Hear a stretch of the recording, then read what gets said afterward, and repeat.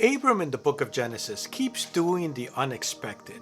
And the more I read his story in the Bible, the more I'm surprised. And by now I really shouldn't be surprised. I'm carving the Bible in granite, and at this point I've reached Genesis chapter 13, where something very curious happens. Abram, the first patriarch, who has been promised land for his descendants by God, lets his nephew Lot take the best part of the land. In the story, Abram didn't have to give away the best land. He was the patriarch. He had the authority to choose and take whatever land he wanted. And it wasn't just a piece of land. Back in those days, the land was really important. It was wealth.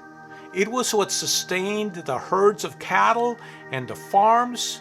The better the land, the wealthier you were. So when Abram let Lot choose which piece of land to take, Abram was actually giving away wealth. And this was long before Christianity's warnings about riches. At the time this story was told, letting go of wealth like this would have seemed very odd indeed. My name is Francisco and welcome to Carving the Bible. On this channel, I carve the Bible and I reflect on the verses as I work. Subscribe if you want to follow along or check out my earlier videos starting from Genesis chapter 1. Now in this particular granite tablet, I'm carving Genesis chapter 13 verses 7 to 18. For context, the story begins as Abram, Sarai his wife, and Lot returned from Egypt, where they had taken refuge during a famine. They come back with so many herds that they can't live together in peace. Let me read you the verses. And there was strife between the herdsmen of Abram's cattle and the herdsmen of Lot's cattle. And the Canaanite and the Perizzite were dwelling then in the land.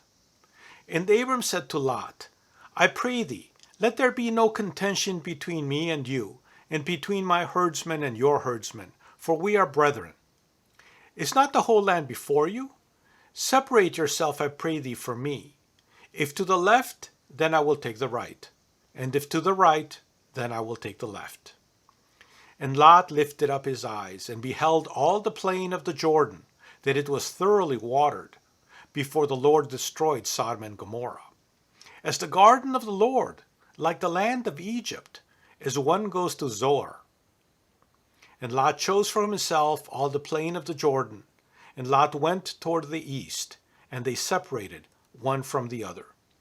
Abram dwelt in the land of Canaan, and Lot dwelt in the cities of the plain, and pitched tents as far as Sodom. And the people of Sodom were wicked and great sinners before the Lord.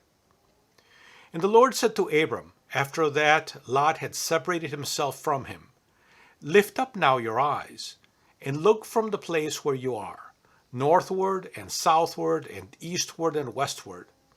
For all the land that you see will I give to you, and to your seed forever.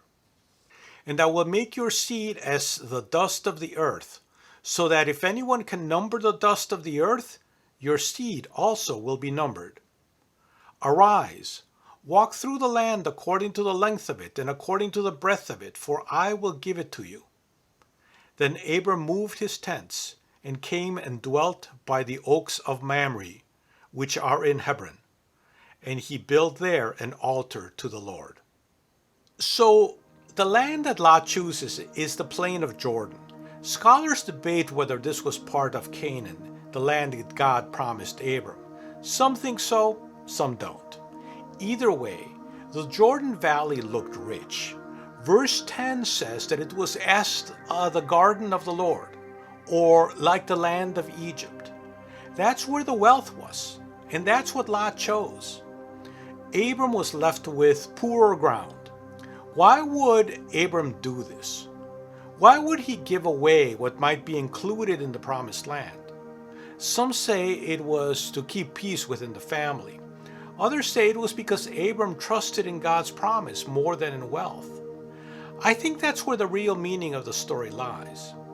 This story probably took final shape after the Judeans returned from exile in Babylon. When they came back, they found others living on what they saw as their land, including the most fertile parts. So for those people returning from Babylon, this story is saying, look at what our ancestor Abraham did to keep the peace. He was satisfied with the poor land because that is not where the blessing lies. The blessing does not lie in apparent wealth. Abram steps back instead of asserting his rights as patriarch. He refuses to let land or wealth be the basis of his security. He trusts that God's promise from chapter 12 isn't lost by letting Lot go first. As soon as Lot leaves, God tells Abram to lift his eyes and look in every direction. North, south, east, west. God says all this land will belong to Abram's descendants. It's when Abram lets go that God expands his vision. The land matters, but only because of God. Without that relationship, the land itself has no lasting meaning. Now, for an ancient audience, this would have been striking. Remember when Babylon destroyed Judah in 586 BC? The temple fell. The monarchy ended. And many people were deported. They had to ask themselves, if God had abandoned them, if the land was gone, was their God gone also? And this is where a radical difference comes into play. In the ancient Near East, gods were tied to land, to cities, to temples. But this story of Abram points in another direction. The God of Abram was not tied to land and its wealth. God's presence could travel with the people, even in exile, even without fertile soil. For Jews in exile and later in the diaspora, this became a new and critical idea. God's presence is not tied to geography. And for most of us who are not farmers, we can expand that to mean any sort of wealth tied to possessions. Now I'm going to get on my high horse for a moment, so please forgive me. This is one of the reasons that I don't like preachers of the prosperity gospel. Preachers who tell you that God wants to make you prosperous, to make you wealthy, that He wants to bless you with material things if you only send them your money. This story of Abram is one of the first times in the Bible that makes explicit that blessing is not in possessions. It is not in the land, and you can be blessed without any of that. Abram's act in letting Lot take the best land is not weakness. It's a strength that comes from trust.